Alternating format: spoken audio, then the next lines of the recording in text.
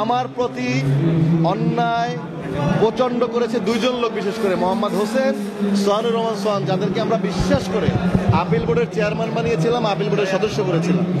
একটা মানুষ নির্বাচিত হওয়ার পরে তার 5 দিন পরে কিভাবে সে প্রার্থিতা বাতিল হয় সদস্যপদ যাচাই বাছাই করার সময়, যখন প্রার্থিতা ঘোষণা দেয়, তার সদস্যপদ যাচাই বাছাই হয়, তখন তা না করে নির্বাচিত মানুষকে একদম নিপুণ যা করছে,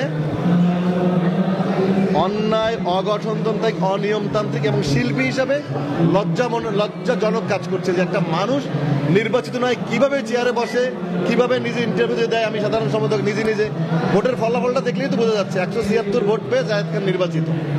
এটা তো দিনের আলামতে স্পষ্ট, হতো পরিচ্ছন্ন ভোটে। উনি এখন প্রথম তথ্য দিলেন জায়েদ খান, ওনার লোক দিয়ে তথ্য দিলেন জায়েদ খান খুন করছে শিমুরে, শুরু হলো ওই থেকে। তারপর উনি বললেন কি পীরজাদা হারুন ওনাকে চুমু করতে চেয়েছে, গেল আরেক অন্যায়, মিথ্যা কত। তারপর আমার নামে ক্লোন করে ফেসবুকে আমার আইডি বানিয়ে বললো আমি টাকা লেনদেনের কথা বলেছি, যেই আমি মামলার হুমকি দিলাম উনি চুপ হয়ে গেলেন। একটা মানুষ মেয়ে হয়ে কত মিথ্যা, কত অন্যায়, কত অনিয়ম করতে পারে, তার জ্বলন্ত প্রমাণ নিপুণ। সিরিয়াসলি, অনেস্টলি স্পিকিং, আমি এই 3 বছর নির্বাচন করেছি এত বড় বড় মানুষের সাথে। আপনি দেখেন তিল আমার সাথে, ডিপজল ভাই, মাসুম বাবু, রুবেল, রোজিনা আপা, অঞ্জন আপা, অরুণাদি, মৌসুমী আপা, সুচরিতা, আলিরা প্যানেল করেছি, কিন্তু সেই একদম পরিচ্ছন্ন শিল্পীদের নিয়ে পরিচ্ছন্ন ভোটে অনেক চেষ্টা করেছেন। নিপুণ আক্তারের গেঞ্জি পরে 2 থেকে 2.5 হাজার ছেলেপান এফডিসির গেটের বাইরে উনি নিয়ে আসছেন, বাইরের বহিরাগত ঢুকানোর জন্য অনেক চেষ্টা করেছেন।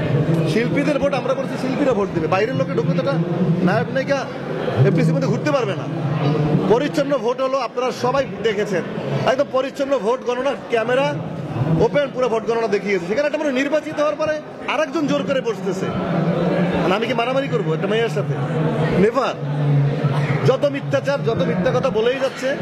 চেয়ারটা ওনার লাগবে না, আমাকে আগে বললে হতো, আমি ধরে দিয়ে আসতাম, বাচ্চা চেয়ারটা নেন। এত চেয়ারের এত মায়া।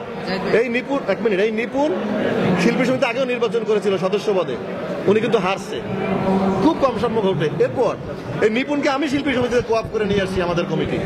আমি যখন প্রথম মেয়াদে নির্বাচিত হলাম, তখন মৌসুমী আপা ওই প্যানেল থেকে নির্বাচিত হলো, ওমর সানি এবং অমিত হাসানের প্যানেল থেকে। সেখানে মৌসুমী আপা তার যে কোনো ব্যক্তিগত কারণে উনি আর নির্বাচিত আসলেন না। পরে আমি হিসাবে আমরা মিটিং করে নিপুণকে কোঅপ করে এই মৌসুমী আপার জায়গা প্রথম আমরা এই শিল্পী সমিতিতে আনি। এখন আমার কাছে মনে হয়েছে কি খাল কেটে কুমির এনেছিল মনে হয়েছে, কারণ এত অন্যায় শিল্পীদের মধ্যে হতে পারে না। ওনার ওয়েট করা উচিত ছিল বলতে। মিশা ভাই কি হেরে কোনো ঝামেলা করেছে? কিন্তু কাঞ্চন ভাইকে কংগ্রাচুলেট করেছে। উনিও আপিলের দিন সিগনেচার করে বললো যে সদস্যরা আমাকে ভোট দেয় নাই, ঠিক আছে দেখবো, এই পর্যন্ত। এরপর উনি বের হয়ে কি এমন বুদ্ধি করলেন সোহানুর রহমান সোহান এবং হোসেন সাহেবের সাথে, দুজন আপিল বোর্ড 29 তারিখে পর শেষ। আপিল বোর্ডের দায়িত্ব থাকে আপিল পর্যন্ত, আপিল শুনানি শেষ, আপিল বোর্ডের দায়িত্ব শেষ, চূড়ান্ত ফলাফল। এরপর আপিল বোর্ড নিজেরা উদ্দেশ্য প্রণোদিত চিঠি, সমাজ কল্যাণে লেখে চিঠি এনে বললো প্রার্থিতা বাতিল। আপনি যারা চ্যানেলে কাজ করছেন, আপনাকে চিঠি না দিয়ে আপনার মালিক বলছে তুমি নাই।